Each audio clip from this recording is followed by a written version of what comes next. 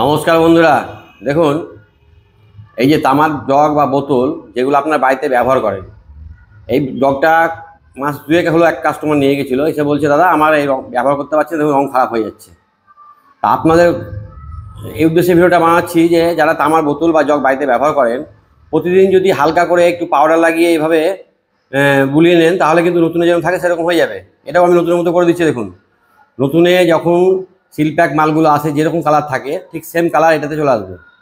এই জন্য আমি কি দিচ্ছি, একটু জলে ভিজাচ্ছি, ভেজানোর পরে একটু পাউডার নিয়ে ওর গায়ে লাগিয়ে দিচ্ছি। দেখুন পাউডারগুলো লাগানোর সঙ্গে সঙ্গে কিন্তু ওর কালারটা কিন্তু চেঞ্জ হয়ে যাচ্ছে। দেখুন দেখুন একটু একটু পাউডার লাগাচ্ছি, সঙ্গে সঙ্গে একদম কী কালো হয়ে গেছে। দেখুন সব কিন্তু একদম নতুনে যেরকম থাকে সেরকম হয়ে যাবে।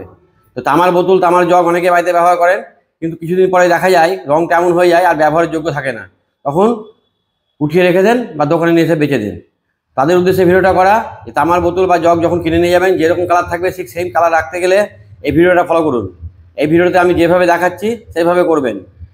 প্রথমে ভিজিয়ে নিয়ে একটু পাউডার নিয়ে হাত বুলিয়ে নেবেন। যেহেতু এটা 1-2 মাস ব্যবহার হয়েছে, কিন্তু মাঝে ঠিক করে পরিষ্কার করেনি, তাই একটু খাটতে হচ্ছে আমাকে। কিন্তু আপনারা যদি প্রতিদিন জলে ভিজানোর পরে একটু পাউডার নিয়ে একটু হাত বুলিয়ে দেন, তাহলে কিন্তু নতুনের মতো গ্লেসটা থেকে যাবে। এবং এক্ষেত্রে আপনারা কোনো কসবাইট বা কোনো কড়া জাতীয় ছোবা ব্যবহার করবেন না। ক্যারি ব্যাগ নেবেন, না হলে হালকা হাতে বুলিয়ে নেবেন। এই দেখুন দেখুন ওপরে যে কালো কালো দাগগুলো ছিল সব কিন্তু চলে যাচ্ছে। আর পাউডার লাগিয়ে 2-3 মিনিট রেখে দেন, তাহলে কাজটা কিন্তু আরও ভালো হবে যদি বেশি দাগ থাকে।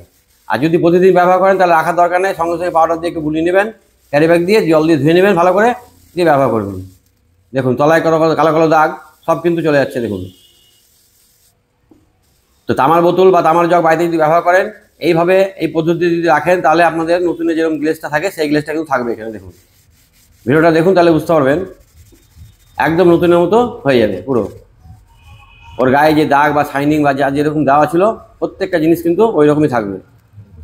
এইভাবে আপনারা তামার বোতল বা তামার জগগুলো পরিষ্কার করবেন। আর এই কী দিয়ে পরিষ্কার করলাম বলুন তো, এটা হচ্ছে পীতাম্বরী পাউডার। এই যে বাসনের দোকানে পেয়ে যাবেন, 50 গ্রাম প্যাকেটের দাম নেবে 25 টাকা। একটা নিয়ে গিয়ে যাবেন, বহুদিন আপনার চলে যাবে। দেখুন একদম নতুন যেমন ছিল সেরকম কিন্তু হয়ে গেল।